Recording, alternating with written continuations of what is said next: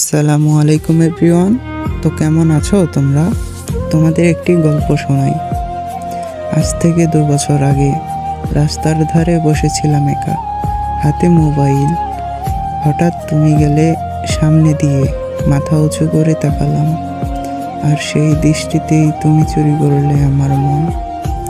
তারপর থেকে আজও দুপি ভুলতে পারিনি তোমায় এক মুহূর্ত।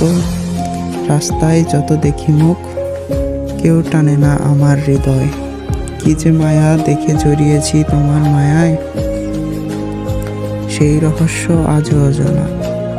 মনে আছে তোমার হাসি, কথার ভঙ্গি, চুলের ঝর্ণা, সবই করেছে মুগ্ধ আমায়। অগণিতবার চেয়েছি খুঁজে তোমায়, অগণিতবার চেয়েছি কথা বলতে, কিন্তু তোমার সামনে গিয়ে আটকে গেছে আমার সব শব্দ।